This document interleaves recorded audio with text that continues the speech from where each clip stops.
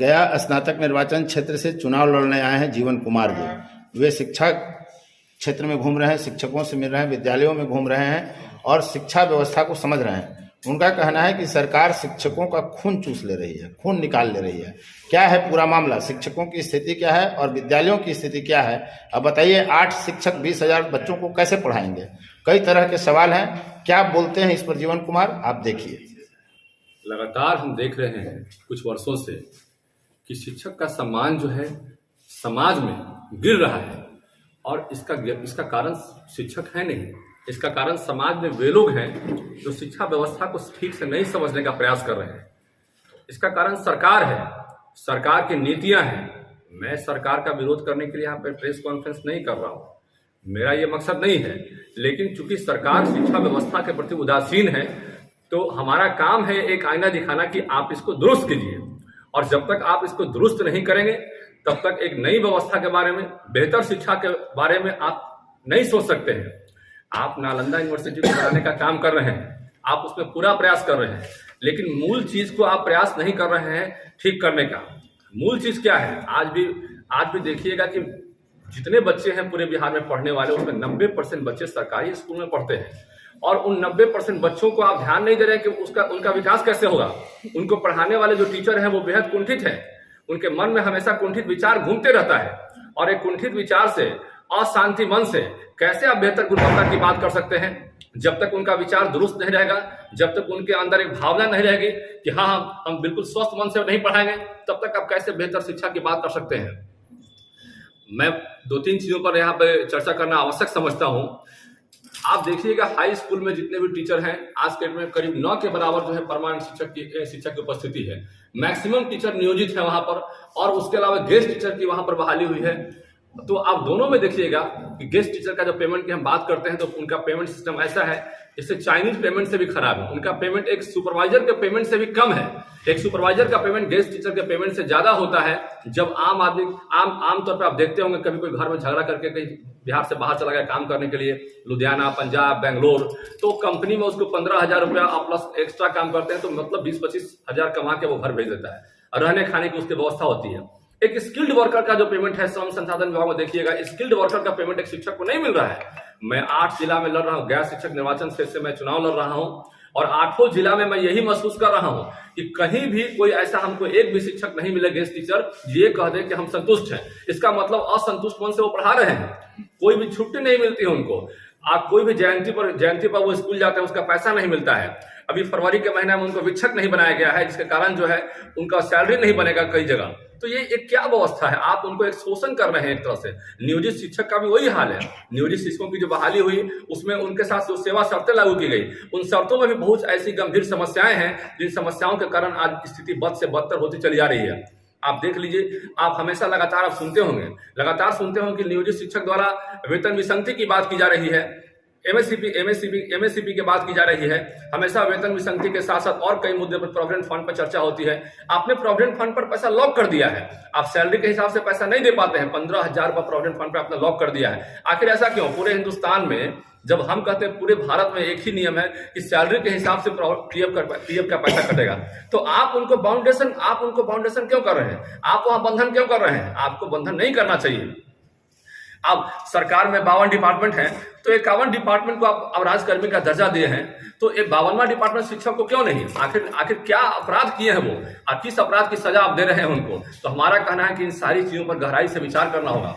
मैं एक बार गया रसलपुर में, मानपुर में था, एक दीदी शिक्षिका बोली कि मैं 4 बजे भोर में पटना से आता हूँ और 9 बजे रात में फिर पटना लौटता हूँ, मेरा घर भैया पटना में है। मैंने पूछा कि आप गया में शिफ्ट क्यों नहीं होती है?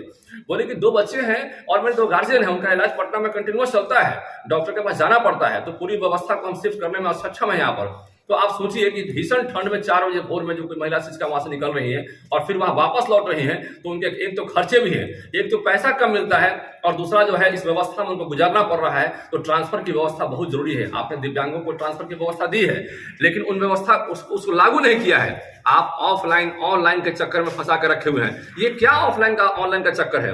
आपके पास बेल्ट्रॉन जैसी बड़ी व्यवस्था है जहां हजारों इंजीनियर काम करते हैं। आप चाहें तो 3 दिन के अंदर में ऑफलाइन ऑनलाइन का समस्या समाधान हो सकता है, लेकिन ऐसा नहीं है। आप इसका मतलब है कि आपकी मानसिकता उदासीन है, और जब तक इस उदासीन मानसिकता को आप ठीक नहीं करना चाहेंगे तब तक इन समस्याओं का समाधान नहीं होगा। हम कहते हैं एक तरफ आप आखिर राजकर्मी का दर्जा क्यों नहीं देना चाहते हैं? क्योंकि आपको ये लगता है कि 3,000 और 5,000 का बैरियर पार करना पड़ेगा, तो वहां राशि की बात आती है। 39,000 करोड़ से मैं आपके माध्यम से आपको बताना चाहता हूं, पब्लिक को बताना चाहता हूं, सबको बताना चाहता हूं कि 39,000 करोड़ से बड़ा बजट पेश हो रहा है बिहार में, और 2,37,000 करोड़ का बजट पेश होता है पूरे बिहार का, और उसमें 39,000 करोड़ से अधिक का बजट केवल शिक्षा विभाग का पेश होता है। आप उसमें से मैक्सिमम पैसों को डीबीटी की स्कीम के माध्यम से पैसा शिक्षा विभाग से निकाल के कहीं और भेज रहे हैं।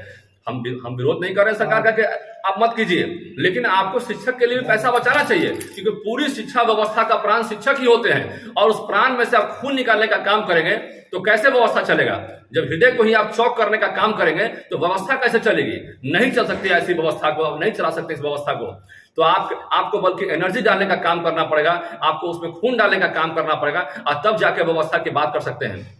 आपको पता है, मैं आपके माध्यम से बताना चाहता हूं कि पूरे हिंदुस्तान में जो शिक्षा विभाग का बजट है हमारा, वो 3रे नंबर का बजट है। लेकिन दुर्भाग्य की बात यह है कि 3रे नंबर का बजट होने के बाद भी गुणवत्ता की बात की जाए तो 19 नंबर में हमारा गुणवत्ता पूर्ण पढ़ाई की बात करते हैं और शिक्षा की बात करते हैं। इसके पीछे का कारण यहाँ का शिक्षक नहीं है, इसके पीछे का कारण यहाँ की पूरी व्यवस्था। आप हमेशा उनके मन को कुंठित करते हैं, उनको दबाव देते हैं, उनके आप मन से भी ऐसा बोल देते हैं। अभी माननीय मुख्यमंत्री जी ने हम देखे कि बोले एक मन से कि जो शिक्षक ठीक से नहीं पढ़ाएंगे उनको बाहर कीजिए, और जो शिक्षक ठीक से पढ़ा रहे हैं उनको रिवार्ड दीजिए। ये क्या मतलब है? अरे कोई गुणवत्ता का पैरामीटर है कि नहीं साहब आपके पास में? गुणवत्ता का पैरामीटर होना चाहिए। दूध नापने का पैरामीटर लीटर होता है, आप कपड़ा खरीदने का पैरामीटर का मीटर होता है, तो कोई गुणवत्ता का पैरामीटर है। और जब आप 10वीं परीक्षा पास कर लिए और भी परीक्षा पास करके वो बहाली उनकी हो रही है, तब तो एक पैरामीटर को उन्होंने फॉलो किया है। और पहले के मुकाबले अब जो है, जो पास कर रहे हैं उनकी संख्या बहुत तेजी से बढ़ती जा रही है, उनका मार्क्स बहुत तेजी से बढ़ता जा रहा है, तो उस पर भी गौर करने की आवश्यकता है। हम एक तरफ बात करते हैं पूरे हिंदुस्तान में बिहार को टॉप पर ले आने का, और दूसरी तरफ हम शिक्षा व्यवस्था को ध्यान नहीं देते हैं, तो दोनों बातें एक साथ नहीं हो सकती है। एक तरफ हम जब बिहार को ऊपर ले जाने की बात करते हैं तो निश्चित रूप से शिक्षा व्यवस्था को दुरुस्त करना होगा। हम केवल सरकार को कोसे, दिल्ली को कोसे, इसको कोसे, उसको कोसे, हमारे पास रिसोर्सेज कितना है? हमारे पास रिसोर्सेज मात्र 38,000 करोड़ का है, और 38,000 करोड़ के रिसोर्सेज में अब 38,000 करोड़ के रिसोर्सेज से बिहार नहीं चल सकता है। तो जान लीजिए 2,37,000 करोड़ में बाकी जो रिसोर्सेज है, बाकी जो पैसा आता है, वो कहीं ना कहीं हमारा पैसा नहीं है, बल्कि दिल्ली से पैसा वो आ रहा है खर्च करने के लिए, और उन पैसों के माध्यम से हम जो है पूरे बिहार के विकास की बात सोचते हैं। हमारा मानना है अब एक बार हम हिसाब जोड़ रहे थे तो 39,000 करोड़ में जो हमारी राशि जिसकी हम मांग करते हैं, वो 800 से 900 करोड़ यदि सरकार अलग से राशि अलॉट कर दे तो सारी समस्याओं का समाधान तो नहीं हो सकता है, लेकिन 90% शिक्षकों का समस्या का समाधान संभव है। तो 90% समस्या का समाधान भी होता है, तो उससे भी शिक्षक खुश हो जाएंगे हमें लगता है, और बाकी समस्याओं पर बाद में विचार होगा। लेकिन 800 से 900 करोड़ का अलॉटमेंट आप अलग से नहीं करना पसंद करते हैं, क्योंकि आपको लगता है कि इसके बाद और भी मांगे मानी जाएगी। लेकिन हम पूछते हैं कि जब आप 55-5600 करोड़ उनको सैलरी पर खर्च कर रहे हैं, तो 800-900 करोड़ और क्यों नहीं कर सकते हैं? वित्त कॉलेजों का भी स्थिति वही है, वहां 8-8 साल से ग्रांट नहीं मिला है। आखिर जब इतने सालों से ग्रांट नहीं मिला है तो उनके परिवार कैसे चलेंगे? कैसे वो अपना भरण पोषण करेंगे? कैसे वो स्कूल कॉलेज जाएंगे? कैसे आखिर कॉलेज जाएंगे? आप कैसे उनसे आशा कर सकते हैं कि बेहतर ढंग से पढ़ाएं? आप कई तरह की मतलब कि वहां पे चेकिंग में आप उनको फंसा कर रखें, कई तरह का वहां पे कॉलेज में 50 तरह का चेकिंग की व्यवस्था कर दिया है कि ये चेक वो चेक, और आपका चेक सिस्टम खत्म ही नहीं होता है। ये चेक के बाद एक और चेक, उसके बाद एक और चेक, नया हर दिन एक नया चेकिंग करते रहते हैं, और उसके माध्यम से उनका फाइल फंसा रहता है, और इसके कारण जो है उनका ग्रांट 8-8 साल से फंसा हुआ है। यदि किसी का 1 साल का पैसा नहीं मिले किसी को घर का चलाने का, तो आप सोचे कभी कि कैसे वो घर चलाते हैं? और आप कहते हैं कि 2500 रुपये हमने तय किया है तो 500 अधिक क्यों लिए? अधिकारी कहते हैं कि भाई इतना पैसा अधिक क्यों लिए? दोनों बातें एक साथ नहीं हो सकती है। अभी मैं देख रहा हूं कि +2 के स्कूलों में पूरे बिहार में मैं तो नहीं घुमा हूं, लेकिन गया शिक्षक कंसोर्शियम के 8 जिलों में मैं घुमा हूं।